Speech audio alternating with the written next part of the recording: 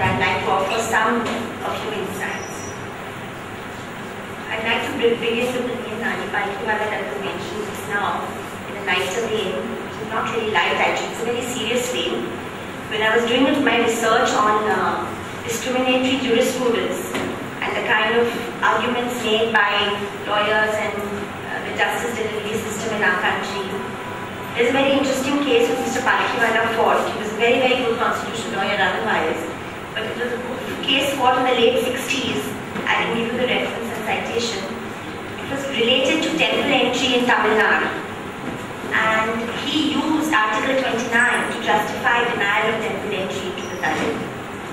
So I would like to start off by saying that, much of the conversations we had here and the wealth of information and understanding we had here, if you put it out in the wider quote-unquote arena of India, would be seen and interpreted as being divisive, as being casteist. And I think that is the crux of the problem that we face. And it's such a serious problem, and it's getting more and more serious as we see two major institutions, which is the judiciary, the legal justice delivery system, and the media, completely non-representative and completely excluded from the purview of any accountability. I mean, I know that Justice Karju is not kind of known for the best judgments he gave when he was on the bench, but some of the things he has said as press council chairperson do have a ring of truth and need to be considered very deeply by the media. And I just like to open up by saying that, imagine a situation where 64 years after we gained political independence, which, as Baba Sahib said, was certainly not enough. We need economic and social independence as well, which is why he was dubbed a traitor for no other reason.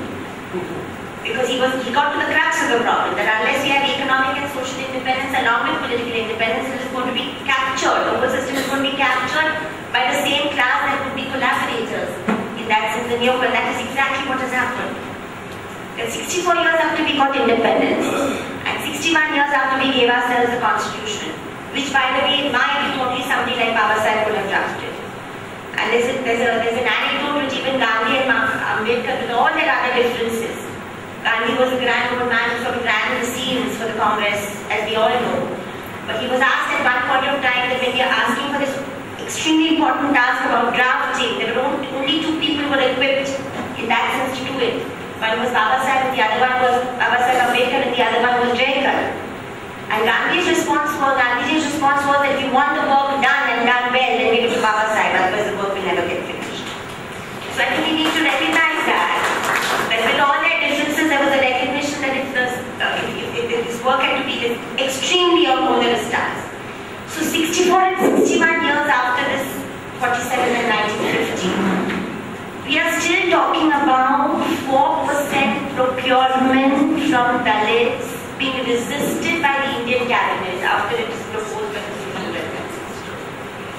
We are talking about the fact that, and this was first brought up as far as I know in the Bhopal document, first time ever brought up the whole issue that Paul was talking about, that let us be owners, let us be also not simply participators. First came out the national agenda of the Bhopal document, and we know the main author and mover behind the Bhopal document. We all had the good fortune of being in Bhopal on that historical occasion.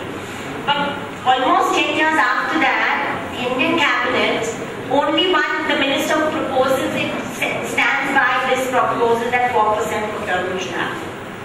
We need to understand that this is the kind of complete capture of the system at the political level, social level, judicial level, and the media level, that we have to collectively address ourselves to if we want things to change.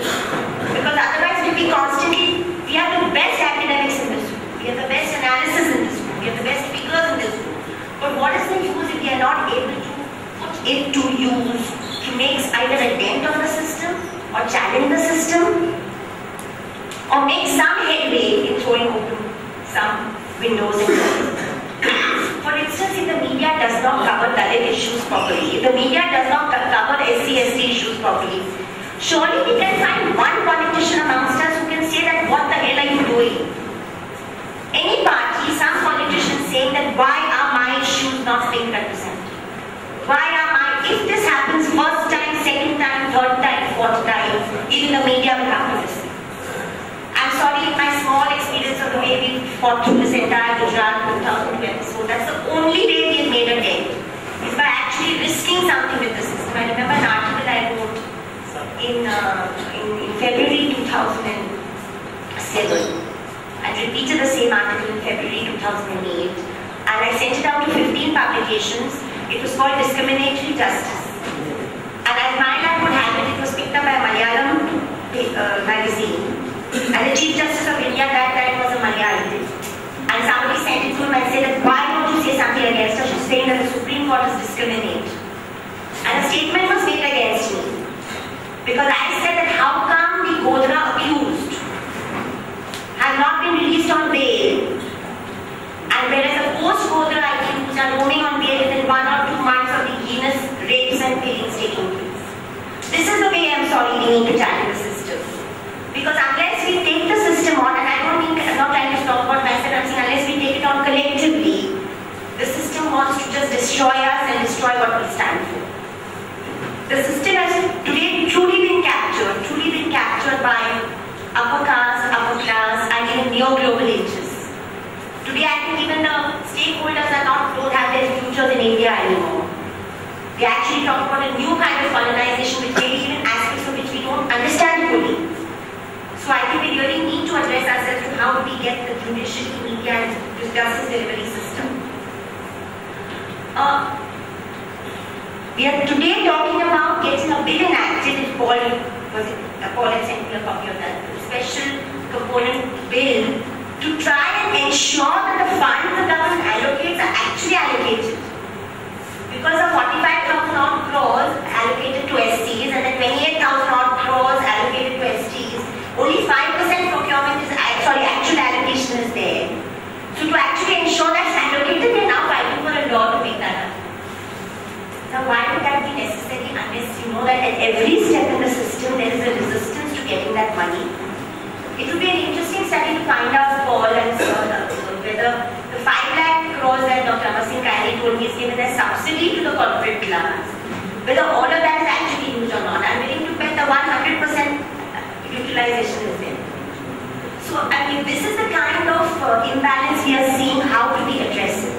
How do we address it? We were doing a collective exercise, Dalit groups and minority groups, on the whole question of legal aid in this country. I'd like to show legal aid in this country. Now, legal aid in this country today is very, very difficult to access and very, very quality-wise very poor. Because you have, unfortunately, no funds allocated for it. The lawyers who volunteer for legal aid are not paid properly, etc. There's a very simple way, because I've studied the law, there's a very simple way to make an improvement. If you bring in an amendment to say that any person who's going to be appointed as special prosecutor by the government should have served as 3 or 4 years in the legal aid, and then his record or her record will be studied before he's appointed as special prosecutor, you'll immediately start getting a better quality of legal aid. Why does the system not want to do it? Why does the system not want to ensure the moment you have quality legal aid, you'll have, whether it is Nijpur or whether it is Belchi or whether it is Godhra or Gujarat, you have people accessing better quality lawyers to ensure criminal justice, or denials or public denials over them. There was an opportunity put forward by the Sachin Committee when it recommended that there should be an Equal Opportunities Commission. The Equal Opportunities Commission not only for religious minorities, but mainly for SCs, STs and also religious minorities. Information I'd like to share with friends here that 78% of Muslims in this country do not belong to the upper caste. 78% of the Muslims in this country belong to the lower OBCs. And about 5 or 6% belong to what we define as scheduled castes. But the lower OBCs are very much closer to the scheduled castes in terms of socio-economic denials than the more influential OBCs. So these are in Bihar, they're called the Pasmanda Muslims. And you have a leader called Dr. Ijaz Ali, who actually was earlier listing, and he's quite a mass leader among them. The problem with the minority community has been that it has been dominated by an upper caste leadership.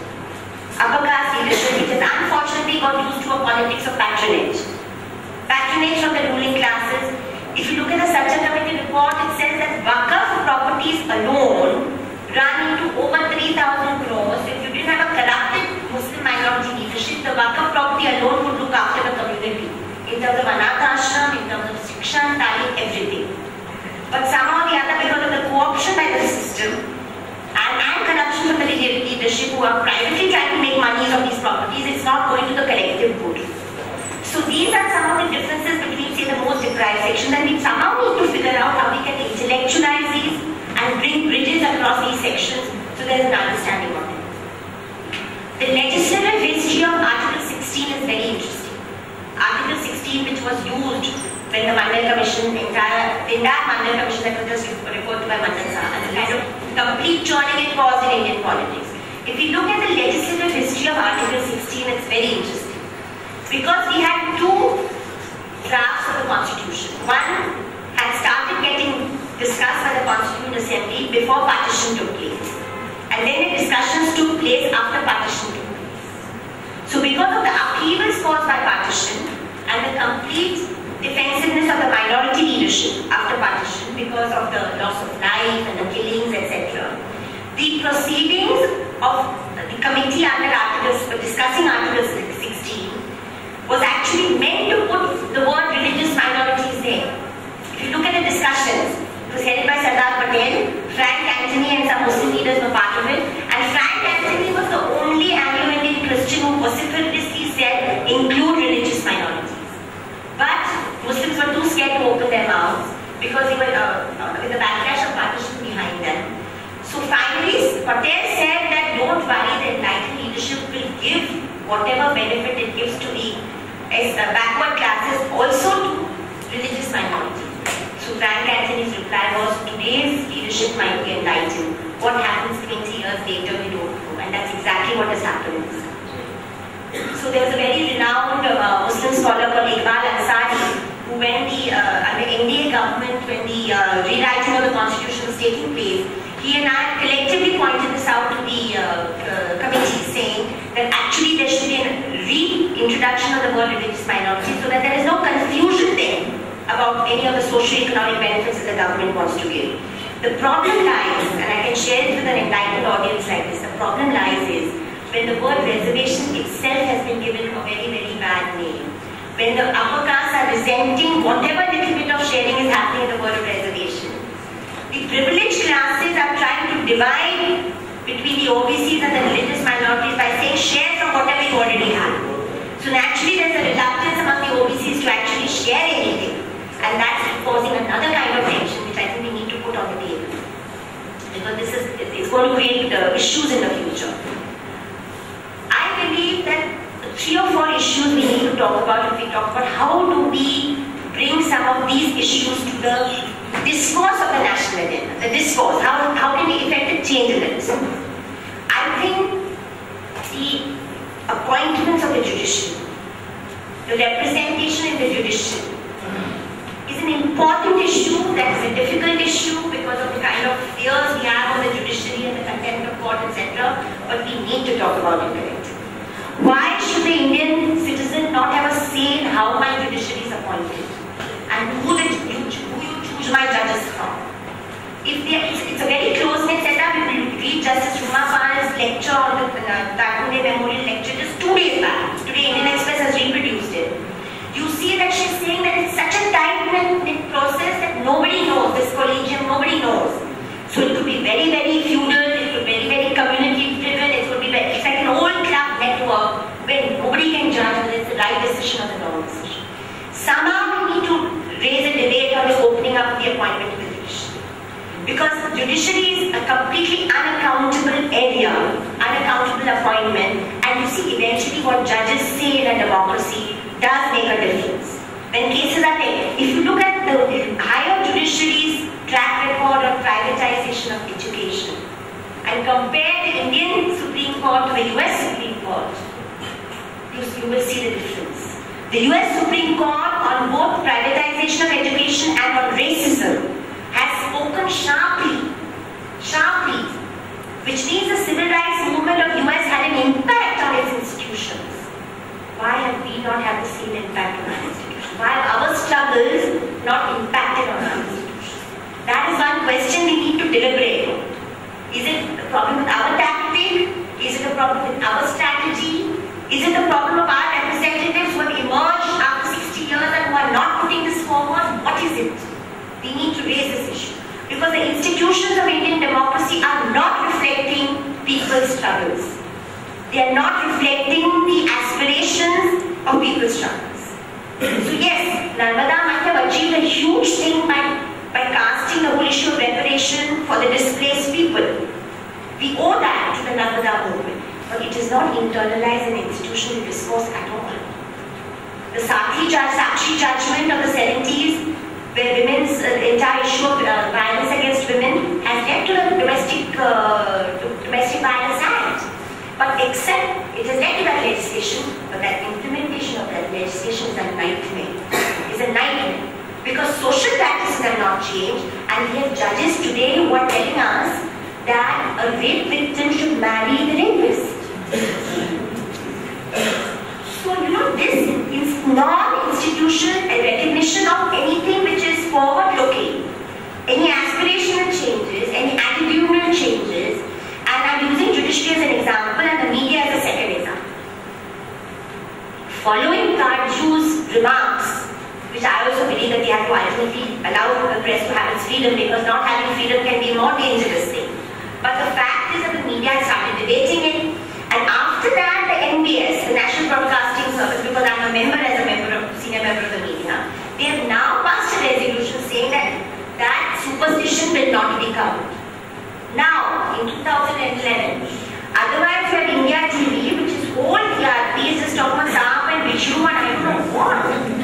No, it's not a joke. It's quite scary actually. It's very scary what they're doing. Because you're wasting viewers' time in actually not doing anything which is empowering, not debating ideas, not talking about what the young Dalits and SC students are debating in their thesis, which is what television should be talking about.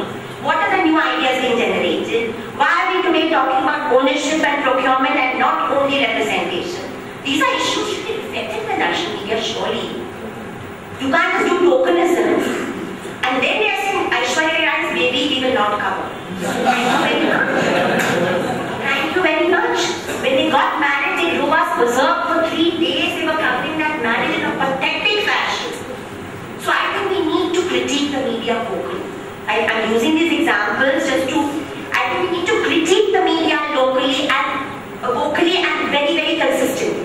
Let us have study groups who analyze the media coverage and actually hold press conferences to say that we are criticizing the coverage. Let us pick up from what the reason that Karju has left and make a consistent coverage. I'm also part of the feminist movement, and I remember in the 70s and 80s, when a film would come, which we felt was anti-woman, even 10 feminists would stand and say that this scene should be recast. Maybe it would, maybe it would not, but at least a debate would start around that. I remember when Roop Kanwar's something happened. If you remember, I don't know how many of you are very young, which is nice to see.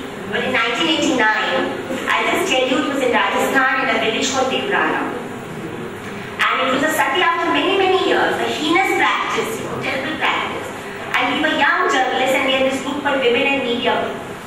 And we visited there, we did a fact-finding team. And we also did an analysis of the media. How did the media cover that event? Now that report of the Women and Media Committee, we sent to every editor in the country. We organized debates and discussions. And believe me, I can tell you, Rajiv Gandhi was Prime Minister. He spoke 22 days after the incident. I still remember. For 22 days there was silence from Rajiv Gandhi. And Times of India wrote an editorial on the 23rd day.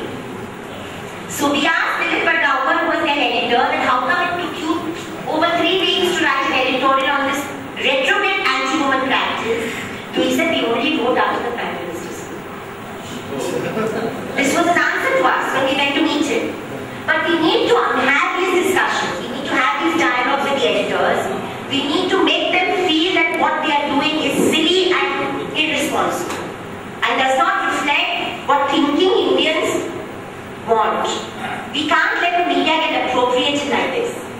And I think after the criticism of how the media covered the Anna agitation and after the criticism that Karju has made, it's a good time to try and think of doing this. And so I think media and judiciary are two forums on which we should focus. And I personally believe that post last 20-25 years, Dalit groups have worked very hard. They've created forums of SC/ST parliamentarians whom they lobby with for the amendment of the Atrocities Act, for the social stuff, but why can't we ask those members of parliament to speak in public? Not simply to do this behind the scenes, but to also voice. Because eventually in a democracy, what a leader says matters, doesn't matter which party you're from. But keeping quiet and allowing the bitterness to get the better of us, I think is not the way we should choose.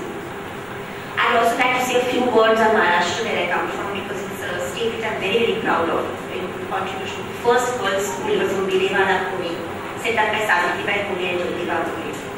And that state is today representative of the worst scenario in privatization of education. I cannot tell you. And the figures for SC/STs and religious minorities are the worst. A region of the country that gave us the richest intellectual ideas in terms of ownership patterns, socio-economic denials, in terms of questioning the caste structure, in terms of history, culture. How have we, in the space of 60 years, made this complete climate? There was a book I was reading about the American Civil War, and the first American Civil War.